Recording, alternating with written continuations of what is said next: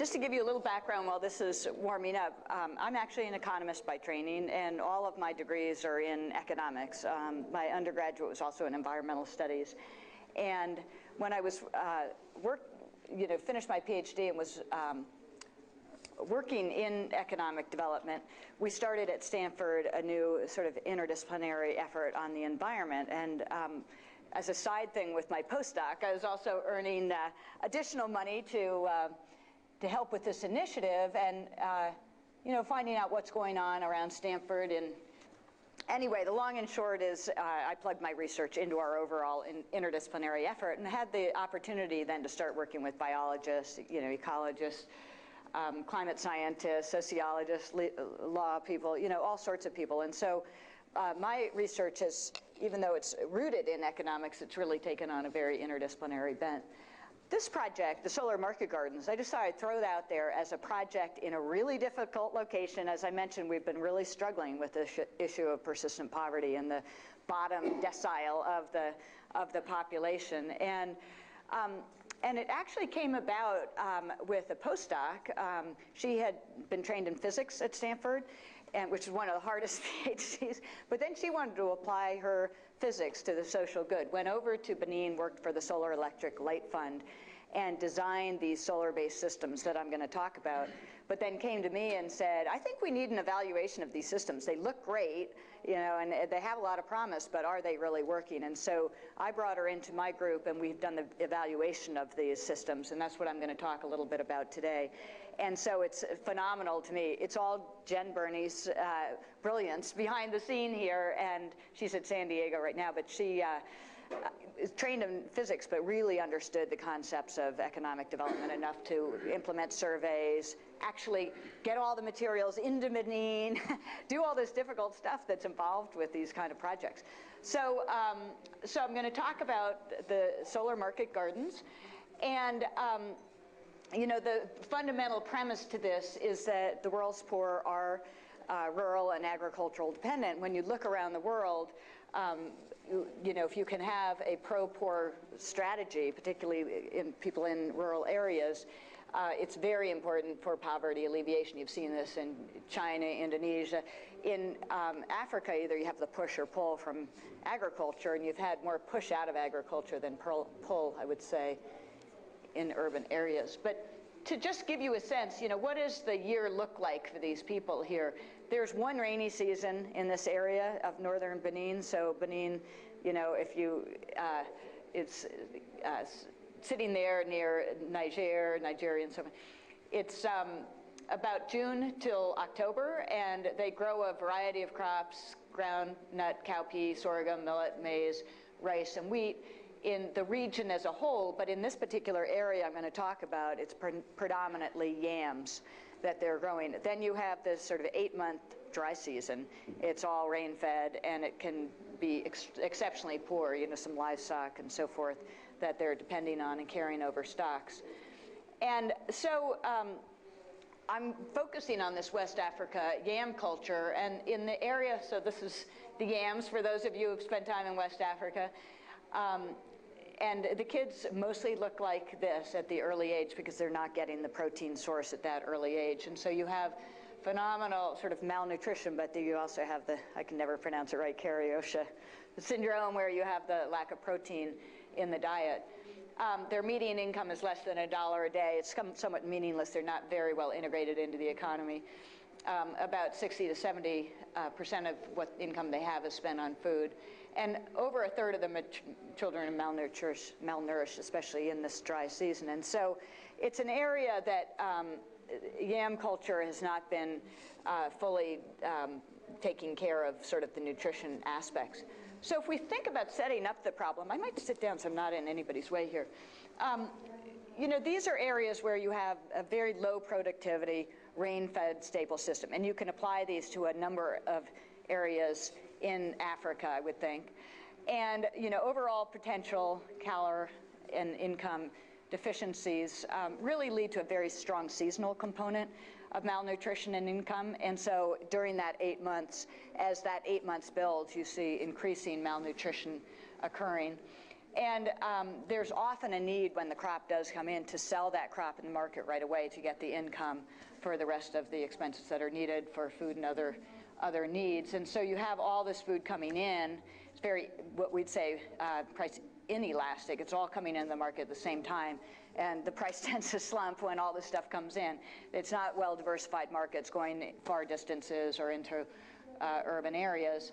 And so this whole cycle that you have with very low productivity, the need to get the crops in the market, the price slump that you get, and so forth, just lends to this sort of cycle of chronic poverty and what we would call the sort of persistence poverty sort of trap that you get in. And so what we're focusing on this project is how do you actually get more high-value crops that have more price elasticity at the time of sales, and that might have other benefits, such as nutritional benefits. And what happens when you get those? Is there a market for them? These are all complicated issues. So as I said, this is a project that we have with the Solar Electric Light Fund and ICRASAT up in Niger in Miami. And they're doing the crop work, you know, on these solar market gardens. And then we're doing the evaluation.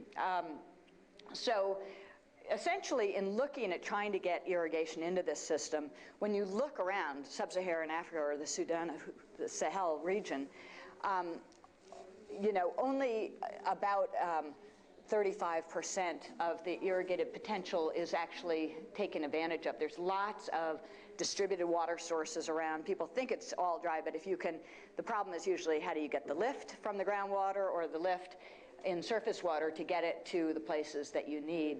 And Benin only actually captures about 3% of their potential right now. There was a pretty large study done on this last year by the FAO in collaboration with a whole bunch of groups. Now, I will say, as part of our difficult, wicked problems here, how do we really know the hydrology in this area? Okay, so it's not like it's all mapped out. And so when we think about smallholder irrigation, what are we talking about? And this is the part I think that my postdoc Jen has educated me in a lot, is it's not you just don't have a system. There's three components to the system that are really important. The first part is access. Do you have a water source and can you get access to it, either pumping it from groundwater or pumping it from surface water? And that includes property rights too, right? We can get into that topic for sure.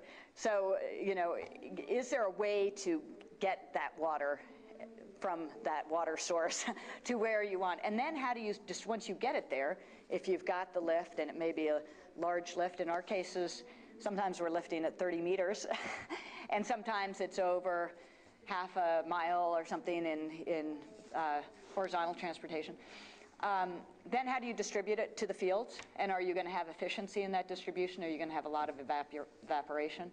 And then how are you going to use it? So are you going to put it on yams, which is very low value, probably not get very high return on your investment in irrigation? Or are you going to use it for higher value crops where you might get a higher return on your irrigation investment? And so, but all three components are interesting and very, very important. And so if you just have one or the other, it's not going to work. And so we are thinking about it as a system with all three components. And what it means is a lot of different things to a lot of different people. You know, access can be lifting it with a bucket and carrying it to your field and pouring it on your crop. It might be some tomato plants or whatever. It might be a treadle pump. Those are very popular, and those cost about $20 to $100 and have a 1 to 5 year lifetime. You might have a motor pump based on diesel, which would cost $300 to $1,500 and might last for 3 to 8 years. By the way, you have to have the diesel and access to that diesel and money to pay for that diesel. And then a solar pump, which can cost anywhere from $4,500 to over $10,000. It's much more expensive, but might have, we're seeing about a 20-year lifetime, so we put a band around 15 to 20 years on the solar pump. And so it's an investment decision. I mean, who has money to afford this? How are you actually going to operationalize the different forms of access? Bucket is the easiest, obviously, and cheapest. Requires a lot of labor. How do you actually spread the water then to the plants? You can do it with a watering can. You can carry your water from the river with your watering can and water a few plants. There's low-cost forms of drip irrigation, and the cost here is fairly low, 50 to 100 per 1,000 meters. squared, but they'll last 1 to 3 years. They're kind of problematic because they get all clogged up with silt, and you're constantly fussing with them. And you know, if you think about it, these people really have pretty hard life. And if they're fussing with equipment that breaks down or just doesn't function, it'll be thrown off on the side. And we're seeing that with treadle pump. We're seeing it all around with everything. And so what's going to have the longevity and make a difference in terms of lifting these people's productivity and incomes? And then use, as I said, you can put it on yams, but that's probably not going to be a very good return. Or you can think about a diversification strategy with more high seasonal crops or high valued crops. And then do you need things like inputs, seeds, fertilizers? How are you going to get that? How are you going to make, it's a whole supply chain that you're going to sort of be developing from the input side to the output side. So it's really very challenging in these locations. So our conceptual model is that depending on your access, if you can have you know, solar powered pumping, you can have both labor savings because you're not, you know, moving water in buckets, and you're not doing the treadle pump. So when you actually talk to people, some people who are very near surface water areas, the treadle pump's not too daunting, but you know, this is like a full-on workout on the elliptical or something for however many hours that you're going to be treadle pumping. You know, this is hard work actually for these people, and so you may have cost savings, but a lot of labor, or you may pay more cost for less labor. And the question is there an opportunity cost to these people's time? And I would say yes, we can have a debate about this, but I think there's a huge opportunity cost to their time. And same with distribution. You can either water it with a can or whatever, or you can have some distributed system like drip irrigation where you are also saving labor and cost. And then on the use, what you're ideally wanting to do is get increased return on that land and increased return on whatever infrastructure investment you've made to irrigate that land. And so, so thinking like an economist here, I know. And ideally what you want to do, or at least in our model conception of all of this, is have increasing investments and returns that will lead to a dynamic where more people want to adopt, where the technology starts to spread, where a marketing system starts to evolve around this and so forth, but that where you get a dynamic, because if you don't get a dynamic in terms of these investments and returns, it's not going to go very far. So we have looked at a lot of literature. There's many, many studies on this area in West Africa and in South Asia and in East Africa and so forth. We just name a few studies here, but if you don't have these three components, or at least two of them, you know, if you only have one component, it's going to be abandoned. It's just not going to be, you're going to be able to get the water but not have anything to put it on, or you're going to have the distribution technology but not, you know, you're going to run out of water or whatever. So you really need all three. Alternatively, if you can actually get the system working, you know, you can make a marginal change on this land. But if you don't have that dynamic part, it's probably not going to lead to an escape from this persistent poverty. And then finally, you know, if you get all three, where you get a dynamic of investment and returns, and the community is starting to reinvest, and the institutional side is working. And the institutional side is tricky. It means a lot of things to a lot of people. I'd like to talk about that. Then you can get substantial change. So that's our kind of model that we're using. And as I said, the literature is quite robust in this. A lot of it is in the gray literature. I pointed out the stuff that's not in the gray literature. A lot of it's in the gray literature in French. And luckily, you know, Jen is fluent in French.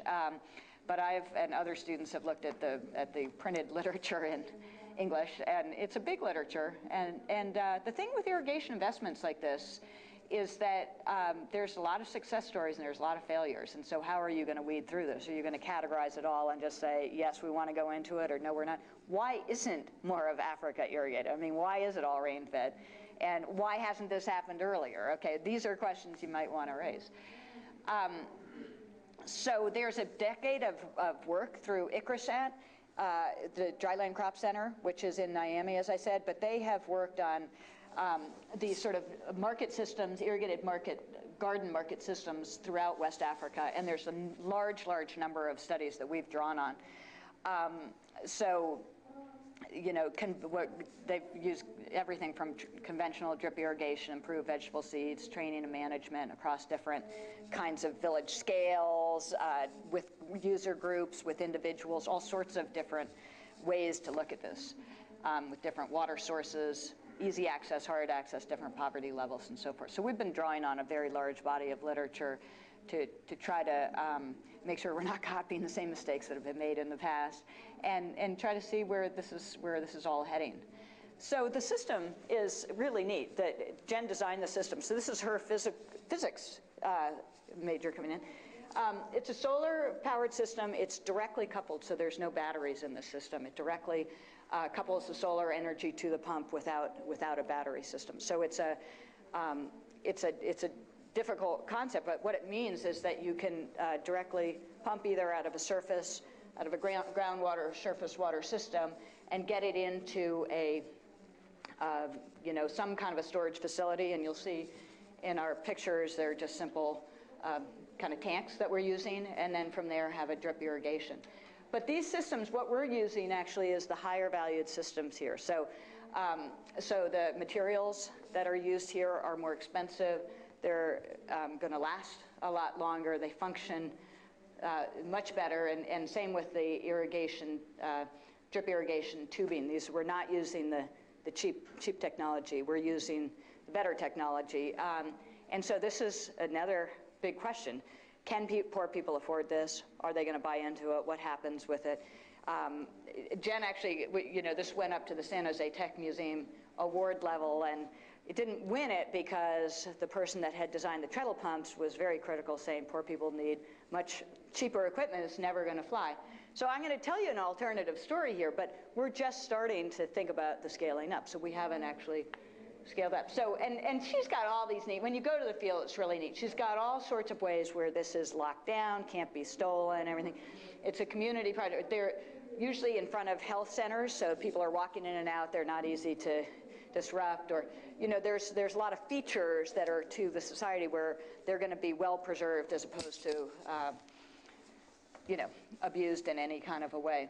And then we're applying it to women's cooperative groups. So this is not going to an individual. If you're not spending $10,000 for one person, you're spending $10,000 for roughly 35 to 40 families that would be run by women, because women tend to take care of the food for household consumption, and all of this is mostly household consumption, not yet. It's in the market, but it's not in the market in Miami or Nairobi or someplace like that. So this is an interesting question. When it becomes a cash crop, how's that gender dynamic going to change? But there's 35, and these women's groups are not new. These women's groups, there's a lot of groups that have been in Africa for quite a long time. So it's not as if we're starting a new women's group. Actually, the women's groups tend to be poorer on average because they've kind of banded together to take care of each other. And we find an amazing transformation in terms of how they have worked around this technology to function extremely well in the market. So this is it. This is not glamorous stuff, but there's solar pump, and it's taken out of this source here, which is a surface water source. It's being pumped, I don't know, about a quarter mile horizontally.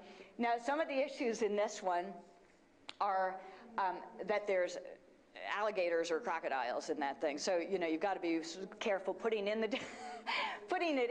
But there's actually, women do their laundry around here too, and they've been very reluctant to move where they do their laundry, and so it makes a difference because we don't want all the water being really soapy when it goes in too. So, I mean, you're dealing with kind of nuts and bolts, like community issues as well. And this is Jen, who's the one that's responsible for designing the technology and helping set it up. But the alternative that we're looking at is they had been in the bucket mode prior to this, and so we were able to install initially in 2 different villages, and now it's been so successful. The Norwegian government has come in, and we're scaling it up to 20 villages in the next couple of years, and the goal is to have it up to 60 villages in the next 5 years, and to evaluate as we go along. So is this working, is it not? So this is not yet where you want to take to Gates and said, this is your solution, because we don't know. We're still evaluating. That's when she came to me to say, let's do the evaluation, and that's been our task together. And these guys are so excited about water, because it's not just that they have it for irrigation. They obviously have it to drink. They can use it for healthcare, and they can, there's a lot of ways they can use the solar if it ends out working as well for electricity and so forth. So we're seeing, how this works. So what we did, we decided to do sort of a match set, more experimental design in this. So it's not empirical that we're waiting for many years. We're actually setting it up as an experimental design. Okay, now the ethical part is you've got treatment villages, and then you have control villages which didn't get the technology. Okay, so initially not everyone gets the technology. That's an ethical issue that you have to decide when you set up an experimental design like this. So this is more in the ester to flow kind of mode of how we're looking at things. But we set up treatment villages in two different villages. There's a women's group in each one, and these women's groups don't represent the entire village, just part of the village. And so they're the ones with access to the technology. And then the control villages, they also have women's groups, but they did not get access to the technology. So our initial phase of the study was four different villages. And as I said, we're now going up to like 20. And so we're looking at within village comparisons, how does what we're actually trying to measure are things like income over time, nutritional impacts over time. Those would be the two largest things. Then issues like land tenure, they were given this land for this, do they actually get the land tenure rights? What's happening on the institutional side to that? How are the women's groups themselves kind of adapting and forming? Are they sticking together? Are they breaking apart? Do other women want to come in? How is the village dynamics? All of these kind of things. But I'm going to focus specifically on the income and nutrition aspects of that. So we did control comparisons within villages, and then between villages, how do they differ in terms of these outcomes? Surveys are very, very long. I'm happy to share them with you, but they're, many, really long. Benin actually has a really good enumeration group that is trained down in Cotonou, and we have utilized this. The World Bank utilizes them a lot and so forth. So we had a whole enumeration team doing the surveys with us. The enumeration team are college students or college graduates who get trained for about a week on what we're doing, and then they get monitored by their supervisors. Jen said they're pretty hard. Like if they're not working, they're not sitting under the banyan tree, because if they're not working, they're stiff penalties and so on. But anyway, we farm this out to the enumeration board, and we're around during the time to just check it out and see how it's going. But these are pretty big surveys, and then we look at the aggregate treatment effects. So I'm just going to give you the survey results quickly so you get a sense of it. But these are really typical pictures. This picture, there are so many kids in these areas. Like, a woman is either have a kid on her back, a pregnant, a small kid, or many of the same. I guess I was really impressed by the population pressures in these areas, and it's really just an interesting phenomenon. But these women can seem to manage this with their kids and work as a cooperative. Each woman has, in the cooperative of 35 or 40 members, will have one long row that will be hers, and then there'll be like 4 rows that are the cooperatives as a whole, and they'll use the cooperative, the 4 rows to buy further inputs if they want nitrogen or to do maintenance and all that kind of stuff. But they're fundamentally responsible for their one long row, and they make collective decisions on the cooperative, but they can make individual decisions on their own. And so what we found in measuring their income was amazing. Their income so it was a 2-year, we did this for 2 years. And it was the period of 2007, 2008, so this pretty bad years I was just explaining on the global economy side. But these women were making 2 to 3 times the income they had been making. We did a baseline survey first prior to installing any of the stuff, and they were making 2 to 3 times. And we really thought, from Jen's evaluation of having spent so much time in the communities, that they were underestimating pretty substantially. And I think the thought of that was they don't want the money taken away from them, either probably from their husbands or from anybody else. And so I think they're being pretty cautious. But 2 to 3 times reported was still really good. And the intern... How do you define return? Is this just cash they get at the end of the day? Cash they get at the end of the day. So, so when we do the internal rate of return analysis, what we're asking in the study, we're we're accounting for the capital costs that were initially laid out. They did not have to pay those, so this is not internal rate of return to the individual, it's for the project as a whole. And then they pay all the subsequent cost of either if they need seeds or fertilizers or whatever. And their labor is, they're not accounting for sort of hired labor, it's just their, so it's returns to their management and the technology, I would say. And then we used, yeah, so it's that stream of benefits. And we're going out at about a 20-year time horizon. And we use different discount rates, as you can imagine. And so the range of internal rate of return of 50 to 65%. For starters, this is a phenomenal internal rate of return. This is a return to the investment. I mean, you never see this kind of, I wish I would, soon these hedge funds are going to come down and invest in these things. But it can be the simpler solar array that costs less. It can be the more expensive solar arrays. Those are the difference in qualities that we're capturing here, and we're capturing a difference in discount rates. We're using their market rate of interest essentially on the discount is the one we settled on. But this is a rate of return on investment as if they had paid for everything? Yes. Because eventually we want to know what it would be like. If the community paid for this, what would their return be? Yeah. And if a Winrock is doing this or something, Winrock probably knows want to know what their return would be too, as if they were capturing it all, even though some of the income is going to the logical end of the chain here is some kind of microfinance. Exactly. So let's go there with this discussion, because this is definitely where we are on the project actually. So we also had in the survey all these indicators of food consumption, so calorie consumption for the women's groups, the treatment villages all went up in that year. In the control villages, it went down that year.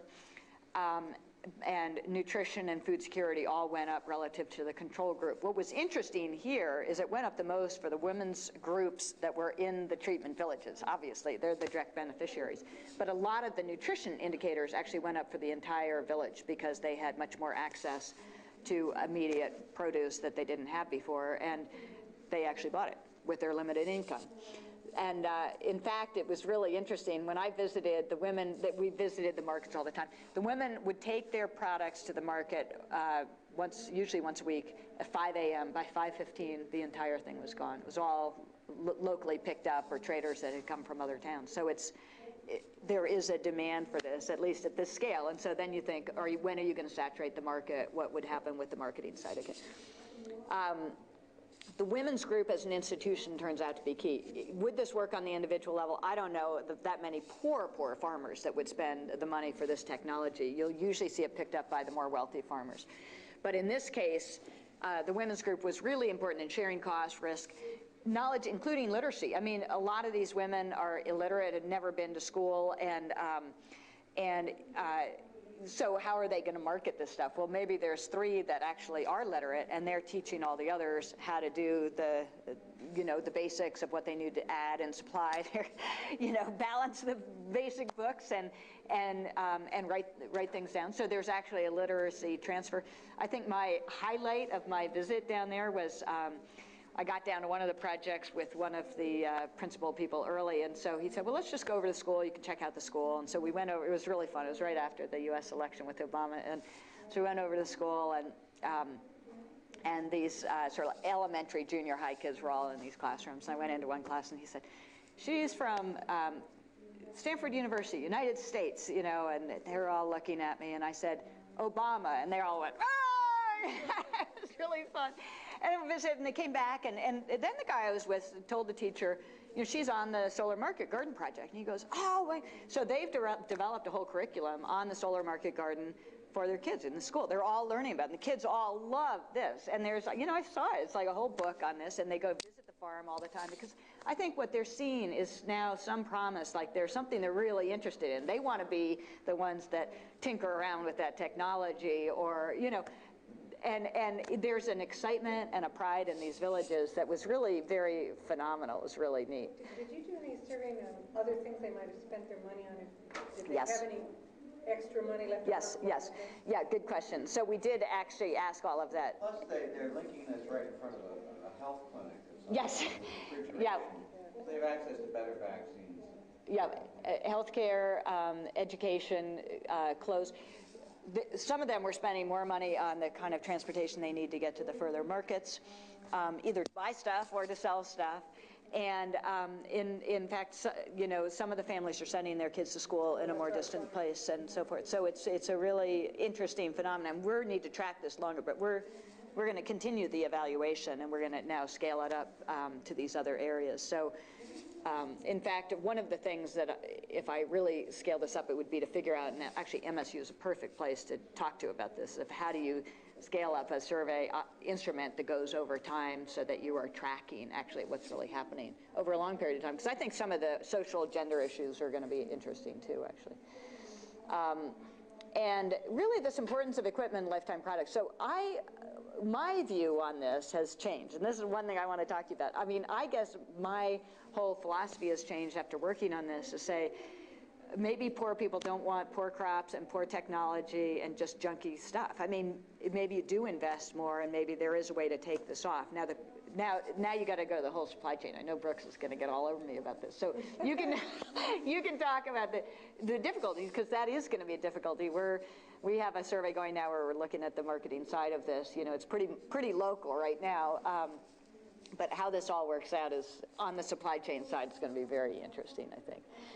The women actually in this community, as I said, have gotten land title to, there's two communities, but this one has gotten land title, and they have formed their own cooperative of credit and sharing costs and so forth.